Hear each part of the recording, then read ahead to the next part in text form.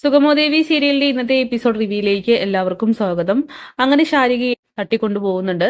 അതിന്റെ പിന്നിൽ പ്രഭാവതിയാണെന്ന് എല്ലാവരും ഉറച്ചു തന്നെ വിശ്വസിക്കുന്നു.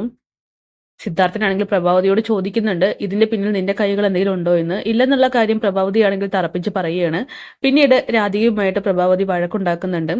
എന്തായാലും താൻ തെറ്റുകാരിയല്ലെന്നുള്ള കാര്യം തുറന്നു പറയാൻ ശ്രമിക്കുന്നുണ്ടെങ്കിലും തന്നെ ആരും വിശ്വസിക്കുന്നില്ല. പിന്നീട് ചന്ദ്രമതിയാണെങ്കിൽ സിദ്ധാർത്ഥനെ വിളിച്ച് എല്ലാ കാര്യങ്ങളും അറിഞ്ഞു. ഞാൻ വീട്ടിലേക്ക് പോയിക്കൊണ്ടിരിക്കുകയായിരുന്നു. ഇതിനിപ്പോ ദേവികയുടെ തെരഞ്ഞെടുപ്പിനെ ബാധിക്കുമോ എന്നൊക്കെ ചോദിക്കുന്നു. എന്തായാലും സിദ്ധാർത്ഥൻ പറയുന്നുണ്ട്, ഒന്നും തന്നെ അറിയില്ല. ശാരികയെ കണ്ടുകിട്ടുന്നത് വരെ ഇനി ഒരു സമാധാനമില്ല. അങ്ങനെ ചന്ദ്രമതി വീട്ടിലേക്ക് എത്തുന്നുണ്ട്. വീട്ടിലേക്ക് എത്തുന്ന സമയത്ത് റൂമിൽ വെച്ച് ആ ഞെട്ടിക്കുന്ന കാഴ്ച കാണുന്നു. ശാരികയെ കെട്ടിയിട്ടിരിക്കുകയാണ്. അവളുടെ വായിൽ പ്ലാസ്റ്റർ ഒക്കെ ഒട്ടിച്ചിട്ടുണ്ട്. ഈ സമയം ചന്ദ്രമതി ആകെ ഷോക്കാവുന്നു. മോളെ, നീ എന്താ ഇതിവിടെ എന്നൊക്കെ ചോദിക്കുകയാണ്. അങ്ങനെ ശാരികയുടെ കെട്ട് അയച്ചു വിടുന്നുണ്ട്.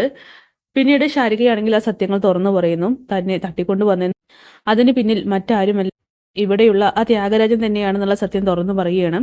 ഇത് കേട്ട് ചന്ദ്രമതി ആകെ ഷോക്കാവുന്നു. എന്തായാലും ഈ സമയം ത്യാഗരാജനാണെങ്കിൽ വീട്ടിലേക്ക് വരുന്നുണ്ട്. ചന്ദ്രമതിയുടെ പെട്ടെന്നുള്ള വരവ് ത്യാഗരാജൻ ഒരിക്കലും പ്രതീക്ഷിച്ചില്ല. ആഹാ, ചേച്ചി എപ്പോഴാ വന്നു? എന്താ, നീ എന്നെ പ്രതീക്ഷിച്ചില്ലേ? അല്ല, കുറച്ചു ദിവസം കൂടി കഴിഞ്ഞു വരുമെന്നല്ലേ പറഞ്ഞത്? എന്തായാലും ത്യാഗരാജനോട് ശാരികയെ കാണാതായ വിവരങ്ങളെ കുറിച്ചൊക്കെ ചോദിക്കുന്നുണ്ട്. ഇതിലെന്താ ചേച്ചി ഇത്ര സംശയിക്കാനുള്ളത്? ആ BDF തന്നെയാണ് നമ്മളെ ജയിക്കാനായിട്ട് ചെയ്തത്. അല്ലാതെ ഇങ്ങനെയുള്ള പരിപാടി ആരെ ഒപ്പിക്കുക എന്നൊക്കെ ത്യാഗരാജൻ ഒരു വിധത്തിൽ പറഞ്ഞു ഒപ്പിക്കുന്ന സമയത്ത് ചന്ദ്രമതിയാണെങ്കിൽ ഒന്നും നോക്കുന്നില്ല, അവന്റെ ചെകിടത്ത് നോക്കി ഒന്ന് കൊടുക്കുന്നു. അങ്ങനെ ത്യാഗരാജന് മനസ്സിലാവുന്നുണ്ട് തന്റെ ചതി പിടിക്കപ്പെട്ടു എന്നുള്ള സത്യം. അങ്ങനെ റൂമിൽ നിന്നും ശാരികയാണെങ്കിൽ ഇറങ്ങി വരുന്നു. അതുകൂടി കാണുമ്പോൾ ത്യാഗരാജൻ ഒന്നും മിണ്ടാതെ അവിടെ ഇങ്ങനെ നിൽക്കുകയാണ്. എന്തിനാണ് നീ ഇങ്ങനെയൊക്കെ കാണിച്ചു കൂട്ടിയത് ചോദിക്കുമ്പോൾ, എന്തായാലും പ്രഭയ്ക്കെതിരെ ഇന്നലെ ശാരിക പത്രസമ്മേളനത്തിന് സംസാരിച്ചിരുന്നു. അപ്പോ അവര് ചെയ്തു കൂട്ടിയതാണെന്ന് വരുത്തി തീർക്കാൻ വേണ്ടിയിട്ടാണ് ഇങ്ങനെയൊക്കെ ചെയ്തത്.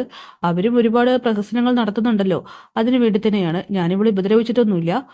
പക്ഷേ BDF ജയിക്കരുത്, KDF ആയിരിക്കണം ജയിക്കേണ്ടത്. അവരുടെ തോൽവി എനിക്ക് കാണണം. ഇതൊക്കെ കേൾക്കുമ്പോൾ തന്നെ ചന്ദ്രമതി പറയുന്നുണ്ട്, ഈ ചതിയുള്ള വഴിയിലൂടെയാണോ നീ ജയിക്കാനായിട്ട് ശ്രമിക്കുന്നത്? ഇങ്ങനെയൊന്നും ഒരിക്കലും ചെയ്യരുതായിരുന്നു. ഇതൊക്കെ എത്ര വലിയ പ്രശ്നങ്ങളിലേക്കാ കൂടെ ചെന്ന് എത്തിക്കാൻ നിനക്ക് അറിയാമോ? ഇത് തിരിച്ചടിച്ചാൽ എന്ത് ചെയ്യുമെന്നൊക്കെ ചോദിക്കണം. ഇനിയിപ്പോ ആരും തന്നെ ഈ സത്യങ്ങൾ അറിയണ്ട, ഞാനാണ് ഇതിന് പിന്നിൽ എന്നുള്ള കാര്യം. അത് അറിയിക്കാതിരിക്കാനായിട്ട് എനിക്ക് കഴിയില്ല എന്ന് പറഞ്ഞുകൊണ്ട് വേഗം തന്നെ ചന്ദ്രമതിയാണെങ്കിൽ ദേവികയെയും നന്ദനെയും സിദ്ധാർത്ഥനെയും ഒക്കെ തന്നെ വിളിക്കുകയാണ്. അങ്ങനെ ദേവികയും നന്ദനും സിദ്ധാർത്ഥനും എല്ലാവരും അങ്ങോട്ട് എത്തുന്നുണ്ട്. എന്നിട്ട് നടന്ന സംഭവങ്ങളൊക്കെ തന്നെ വള്ളി പുള്ളി തെറ്റാതെ ചന്ദ്രമതി പറഞ്ഞു കൊടുക്കുകയാണ്. എന്തായാലും ദേവികയുടെ പുറകെ തന്നെ മീഡിയാസും ഉണ്ട്. ദേവിക ചന്ദ്രമതിയുടെ വീട്ടിലേക്ക് എത്തിയിട്ടുണ്ടെന്നുള്ള വിവരം അറിഞ്ഞ് മീഡിയാസും അങ്ങോട്ട് വരികയാണ്. ശാരികയുമായിട്ട് പുറത്തേക്ക് വരുമ്പോൾ ഇത് നിങ്ങളുടെ ഒത്തുകളിയാണോ എന്നൊക്കെ മീഡിയാസ് ചോദിക്കുന്നു. ഈ സമയം ദേവികയ്ക്കാണെങ്കിൽ ഒന്നും തന്നെ പറയാനില്ല.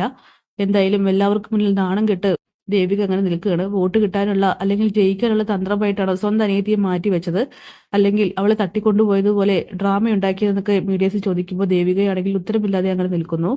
എന്തായാലും ഒന്നും തന്നെ പറയാതെ ശാരികയുമായിട്ട് പോകുന്നുണ്ട്. പിന്നീട് പ്രഭാവതിയാണെങ്കിൽ തിരിച്ചു വീട്ടിലേക്ക് എത്തുന്ന സിദ്ധാർത്ഥനെ ക്വസ്റ്റ്യൻ ചെയ്യുന്നുണ്ട്. ഇപ്പൊ എങ്ങനെ ഇരിക്കുന്നു സിദ്ധു?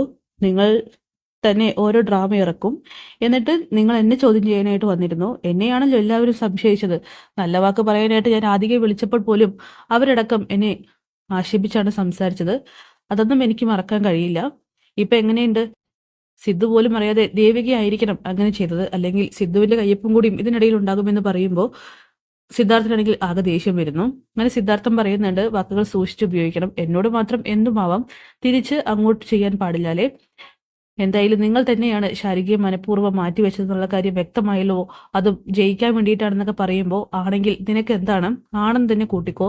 ഇതിന്റെ പേരിൽ തോറ്റു പോവുകയാണെങ്കിൽ അങ്ങോട്ട് തോറ്റു പോകട്ടെ എന്ന് പറഞ്ഞുകൊണ്ട് സിദ്ധാർത്ഥനാണെങ്കിൽ അലറി വിളിക്കുകയാണ്. എന്തായാലും ദേവിക എല്ലാം കൊണ്ടും നാണം കെട്ട ഒരവസ്ഥയിൽ തന്നെയാണ്. കാരണം മറുത്തൊന്നും ആരോടും പറയാനും കഴിയും. തന്റെ പാർട്ടിയിലുള്ളവർ തന്നെ തന്നെ ചതിക്കുകയാണെന്നുള്ള സംശയം സിദ്ധാർത്ഥനും ദേവിക്കും മനസ്സിലാവുന്നുണ്ട്. ത്യാഗരാജനെ ഏത് തരത്തിലാണ് ഇനി ശിക്ഷിക്കേണ്ടതെന്നുള്ള കാര്യം അരുന്ധതി തന്നെ തീരുമാനിക്കണം. അപ്പൊ കാത്തിരിക്കാൻ നമുക്ക് കിടിലൻ എപ്പിസോഡിനായിട്ട്. ബൈ.